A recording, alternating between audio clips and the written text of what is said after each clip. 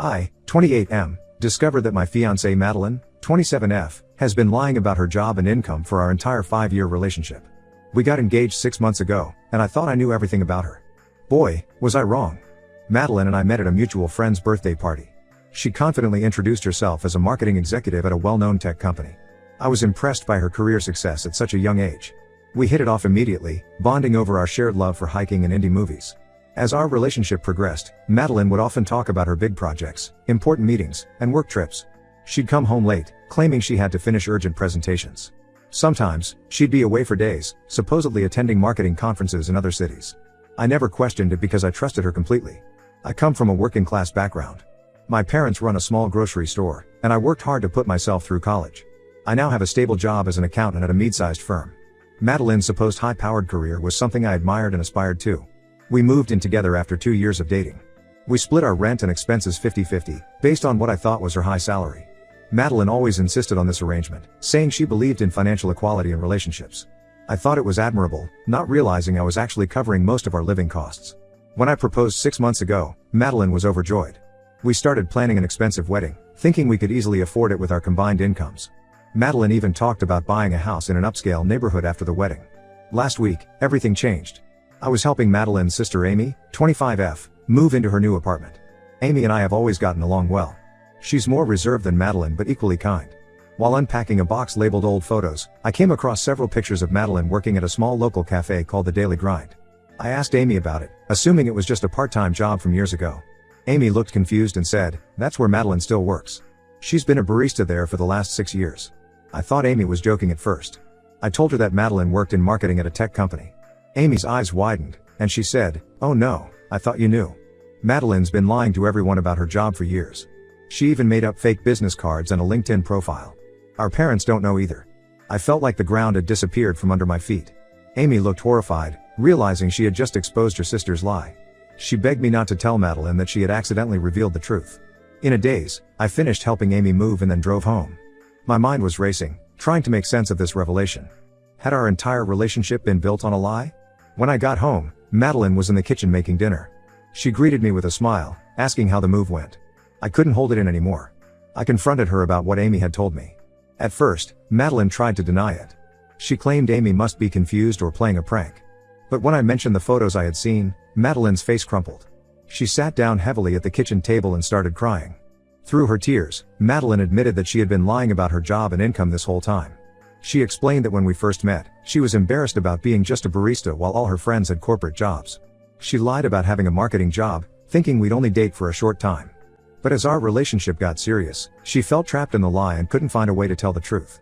Madeline revealed that she had gone to great lengths to maintain this deception. She had created a fake email account, business cards, and even a website for her fictitious marketing career. When she said she was working late, she was often picking up extra shifts at the cafe. Her business trips were actually visits to her college friend in another city, who was in on the lie and would cover for her. I was stunned by the extent of her deception. I asked about our finances, and Madeline admitted that she had been struggling to keep up with our 50-50 arrangement. She had maxed out several credit cards trying to maintain the illusion of a high-paying job. The implications of her lie began to sink in. Our expensive wedding plans, the house we were going to buy, it was all based on a fantasy. I had been unknowingly supporting us financially for years, thinking we were equals. I told Madeline I needed some time to think and went to stay with my brother. It's been a week now, and I'm still trying to process everything. I don't know if I can trust Madeline again. Our entire relationship feels tainted by this lie. Madeline has been calling and texting nonstop, begging for forgiveness and a chance to explain further. She says she'll tell her parents and friends the truth if I give her another chance. She claims she started taking online marketing courses recently, hoping to turn her lie into reality. But I don't know if I can get past this level of deception. It's not just about the job, it's about the years of elaborate lies, the financial deceit, and the break in trust. I'm questioning everything about our relationship now. Part of me still loves Madeline. We've shared so many good times, and until this revelation, I thought we had a strong, honest relationship. I'm torn between my feelings for her and the sense of betrayal I feel. I'm also worried about the practical aspects. If I break off the engagement, what happens to our shared apartment and the deposits we've already paid for the wedding? How do I explain this to our friends and family? I could use some advice. Am I overreacting? Should I give Madeline another chance to explain herself fully? Or is this lie too big to forgive? How do I even begin to trust her again if I decide to stay in the relationship?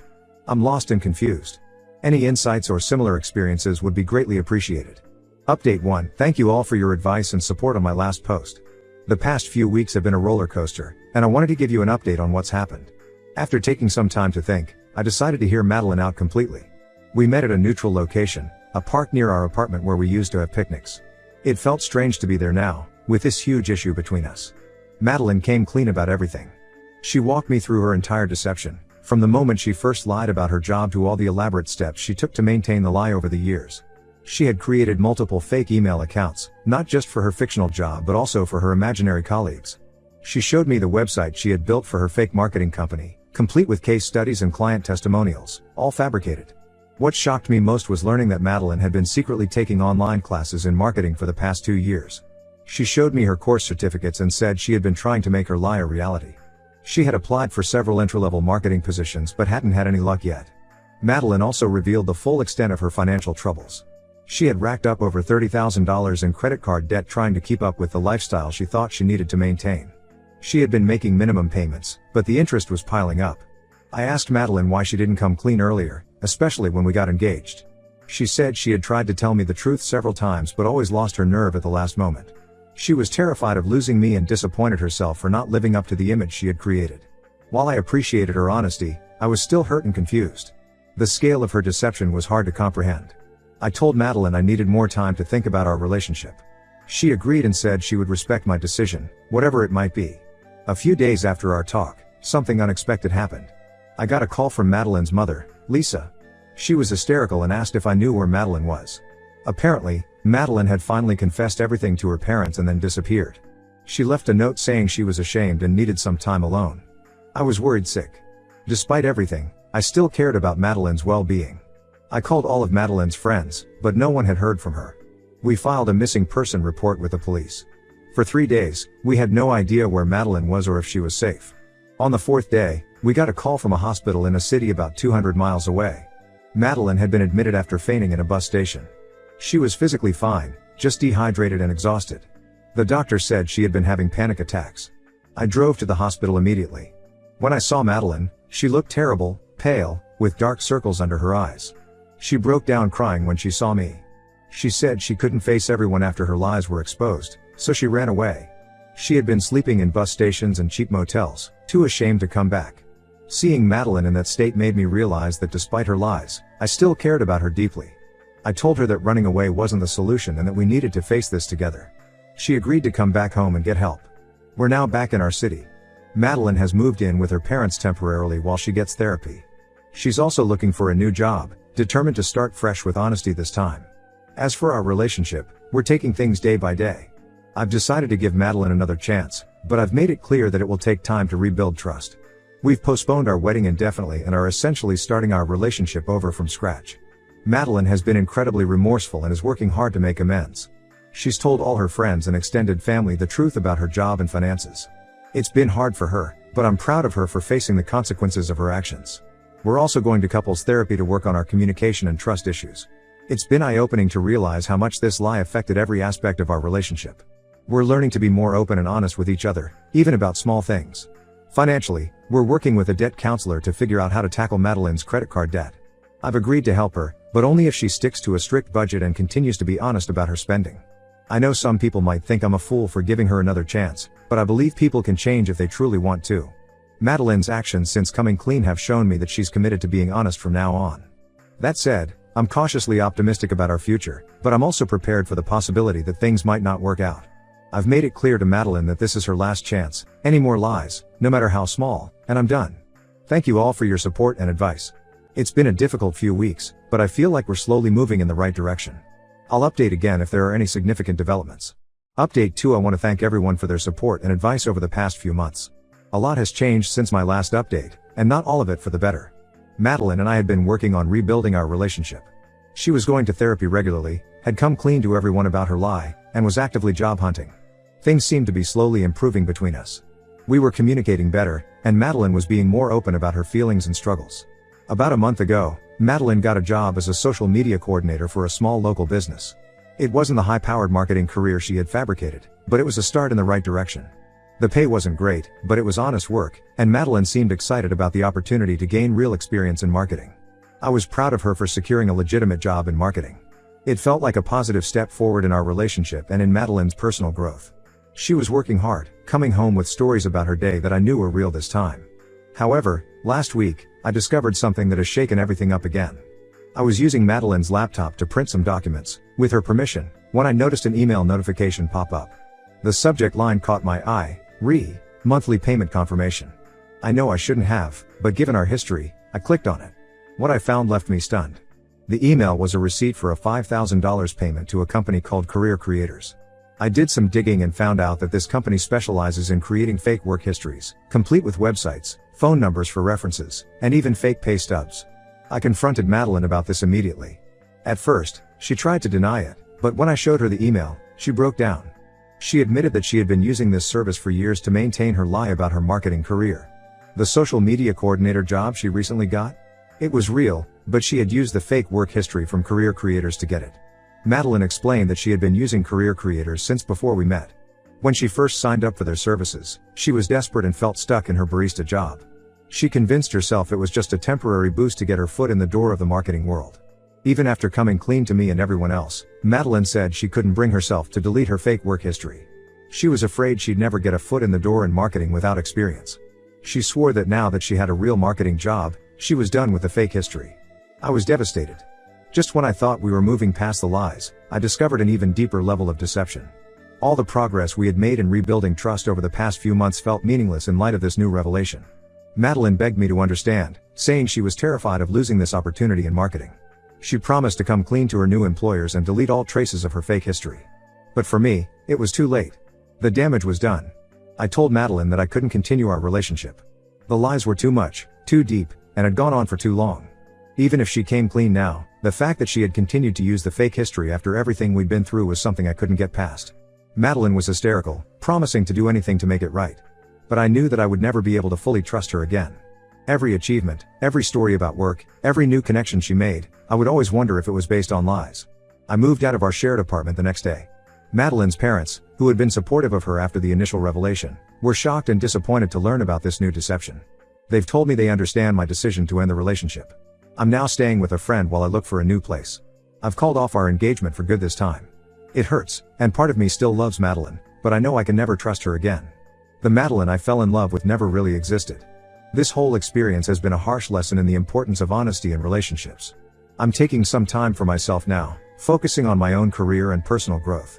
I'm also planning to get some therapy to work through the trust issues this situation has left me with. Thank you all for your support throughout this difficult time. I hope my story can serve as a cautionary tale about the dangers of living a lie, no matter how small it might seem at first.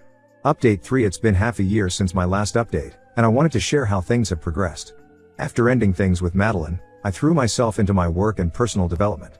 I started seeing a therapist to work through my trust issues, which has been incredibly helpful.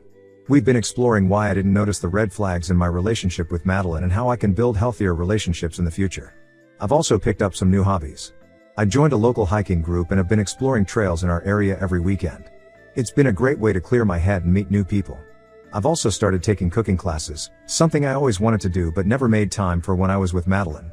I've reconnected with old friends I had somewhat neglected during my relationship with Madeline. It's been eye-opening to realize how much I had isolated myself in our relationship. My friends have been incredibly supportive, and it's been healing to rebuild these connections. As for Madeline, I've heard through mutual friends that she did end up confessing to her employers about her fake work history. She lost her job as a result but has since found work at a different cafe. From what I understand, she's still in therapy and working on being more honest in all aspects of her life. A couple of months ago, Madeline reached out to me via email. She apologized again for everything and said she understood why I couldn't continue our relationship. She thanked me for pushing her to be honest, saying it was painful but ultimately freeing to live authentically. She also mentioned she's focusing on building real skills in marketing through online courses and internships. While I appreciated her email, I made it clear that while I wish her well, I have no interest in rekindling our relationship or even maintaining a friendship. The trust between us is irreparably broken. Madeline respected my wishes and hasn't contacted me since. On a more positive note, I've recently started dating again. I'm taking things very slowly and being upfront about my past experience and the importance of honesty in relationships. It's been challenging to open up and trust someone new, but I'm working on it. I've been on a few dates with a woman I met through my hiking group. It's nothing serious yet, but it's nice to feel that spark of possibility again. Professionally, I've been doing well. I took on some new responsibilities at work and even got a small promotion. I'm also considering going back to school part-time for a master's degree in accounting. It feels good to be focusing on my own goals and growth without the shadow of deception hanging over me. This whole experience has taught me a lot about the importance of honesty, both with others and with oneself. I've become much more assertive in my personal and professional life, not afraid to ask questions or verify information when something doesn't add up. I'm also more aware of my own needs and boundaries in relationships. Looking back, I can see red flags that I ignored in my relationship with Madeline. Her reluctance to introduce me to her work colleagues, the vagueness about her daily work tasks, the convenient work trips that always seemed to coincide with times I wanted to visit her office, all these things should have raised questions. But I was too trusting, too willing to believe the best about someone I loved. It's been a difficult lesson, but I'm grateful for what I've learned about myself and what I need in a partner. I know now that I value honesty and transparency above all else in a relationship. I've also learned the importance of maintaining my own identity and friendships outside of a romantic partnership. Financially, I'm in a much better place now. Without the burden of unknowingly supporting two people, I've been able to increase my savings and even start investing a bit. I'm also more careful about financial decisions and always make sure I have a clear picture of any shared expenses in new relationships. As for our shared apartment and the wedding deposits we lost, it was a financial hit, but I've come to see it as the cost of learning a valuable life lesson. Some of our vendors were understanding and gave partial refunds when we explained the situation. The rest, well, I've made peace with it. Explaining the broken engagement to friends and family was hard at first, but most people were understanding and supportive. A few mutual friends chose sides, which was painful, but it helped me realize who my true friends were. To those who might be in a similar situation, wondering if they can trust their partner or if a lie is too big to forgive, I would say this: trust your instincts. If something feels off, it probably is. Don't be afraid to ask questions and seek the truth, even if it might be painful. And remember, you deserve honesty and respect in your relationships.